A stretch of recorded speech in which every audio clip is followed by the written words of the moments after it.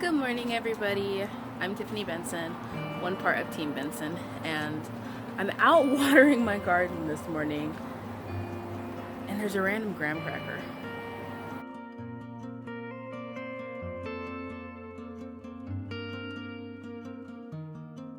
So the desert rodent striked again and got another one of my squash plants. Luckily, it was a yellow squash, which I was trying to decide if I wanted to have two squash plants, two of the yellow ones, because those ones grow a lot, and I mean, they will give you squash for days, or if I wanted to save the space for something else. I'm also watering the garden at the same time, guys. But I don't know what this is.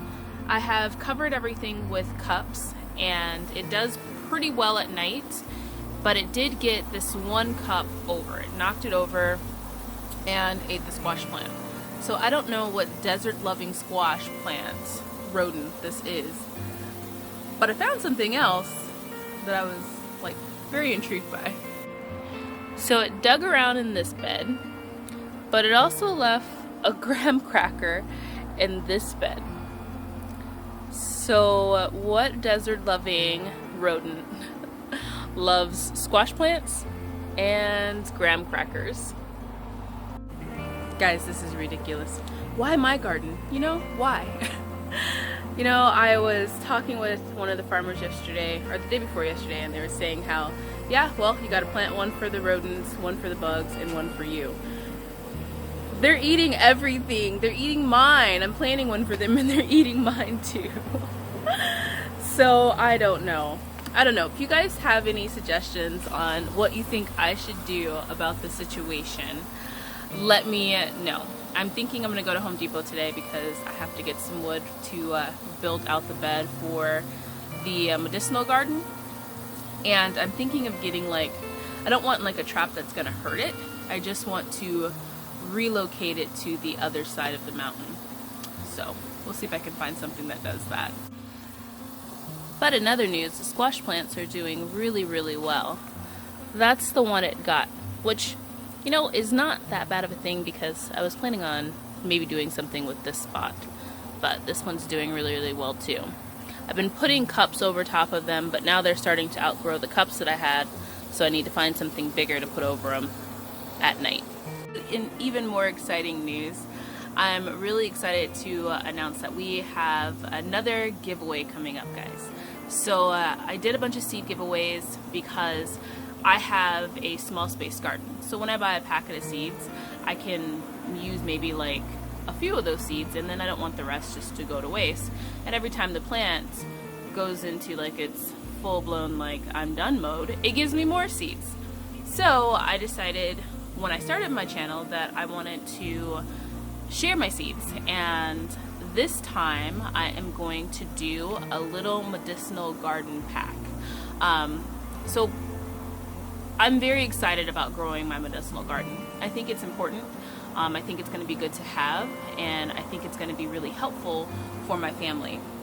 So I have a little patch in my garden space that I'm going to be growing all different types of medicinal flowers, and I'm going to have a garden herb space where it's going to be all of my kitchen herbs.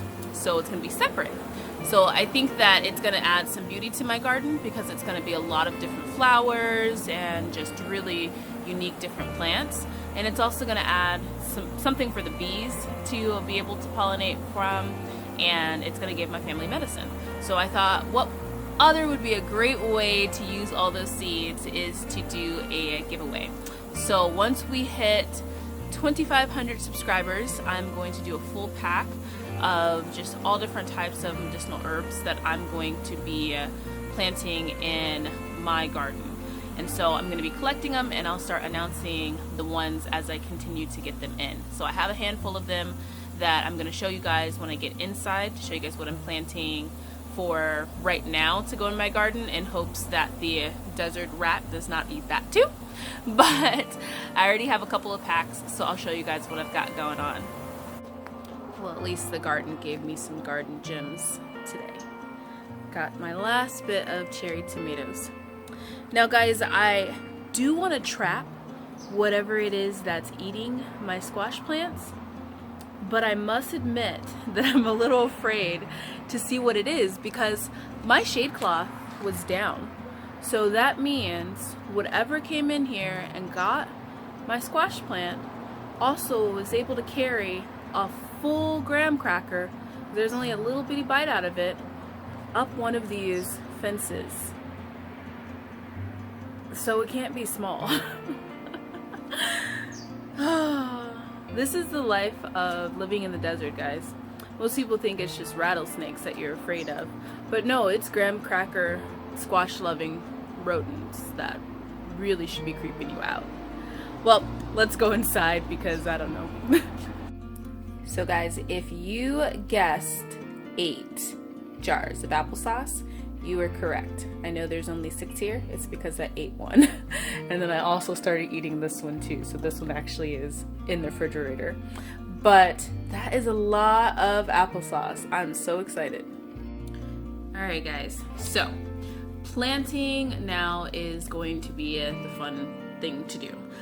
Where there's so many things that we can start planning for the fall and kind of getting things ready for the fall. A lot of the things that I have started, I'm not going to put out right away because here in Arizona we still have like another month of like triple digits. But I'm going to get them big enough to where when I put them outside, they're going to be just a couple of weeks away from being able to actually harvest from them. Especially a lot of the leafy green vegetables. Or like a couple weeks away from being able to like maybe even produce flowers for some of the things that are not green leafy things.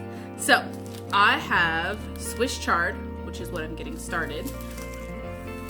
I have red Russian kale. My cabbages I'm getting started too. I have a Savoy cabbage and then I also have an early Jersey cabbage. Those are the cool cone ones. My greens, so I'm doing collard greens. And then I'm also doing mustard greens, which I don't know where I have them. And then I also have turnip greens too as well. And then I have my Malabar spinach. I have celery and basil. And then I have a little bit like of summer things. So I have some tasty green cucumbers, and then I also have some beta alpha cucumbers. Now the nice part about the beta alphas is that they don't require pollination, so they'll just pollinate on their own and just make, cucumbers on their own. So that's nice. And then I have some ground cherries, and I'm going to put 2 long noodle beans in the ground, and then I also started 2 inside just in case my little desert bandit decides to, take a liking to Chinese red long noodle beans. So that's the other thing, guys. Now is the time to plant backups because you're going to need some backups. Now in 2 weeks, my plan is to plant some cauliflower, some bok choy, all of these different lettuces that one of our amazing viewers sent. I'm really excited about these. And then some garlic chives, some sage, some thyme, dill, and cilantro. And then also some parsley.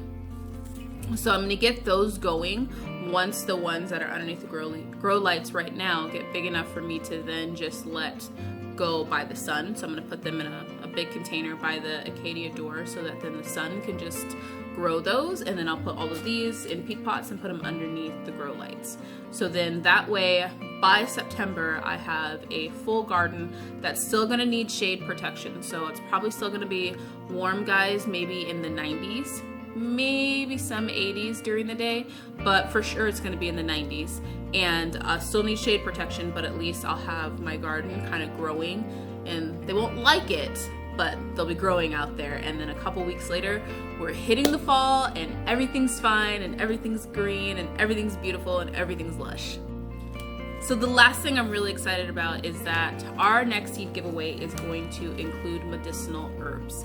So I'm going to go into depth about some of the medicinal herbs when I start that series. I'm going to start the series with building the planter box board, so you guys will be able to see how I build my garden beds and all the different things that I use for my garden beds, because there are a couple things that I use when I first start building a garden bed and it's nice and fresh. But so far, these are the seeds that I have collected for my medicinal garden. Now, some of these won't be growing at the same time. Some will be growing in the spring, some will be growing in the fall. But my idea is that I'm going to grow them and then collect all the flowers, dry them, collect all the stems or the roots or whatever, that the part of the plant that you use, and then I'll be able to dry them. And if I have enough of one thing, then maybe I won't grow that season and I'll grow something else. But so far in the giveaway, we are going to have cone flowers. We're going to have lavender, bee balm. Wait, that one's lemon balm. Peppermint, chamomile, now bee balm, some catnip, some feverfew, and some hyssop. So there's going to be a lot more things that go into this. Finding medicinal herb seeds is kind of difficult right now, but I am scouring Etsy and Baker Creek and some other sources that I have. Native Seeds is another one here in Arizona, and I'm going to collect a pretty decent size of just medicinal herbs, because when we do move to land, I do want to have a really big medicinal garden that we will always have whatever we need whenever a person is sick or hurt or injured. So I hope you guys are growing your gardens. If you have any idea of what you think might be a squash-loving, graham cracker-eating rodent, let me know down in the comments. But until next time, grow yourself a garden, because even a small space will provide you with tons of food. Bye, guys.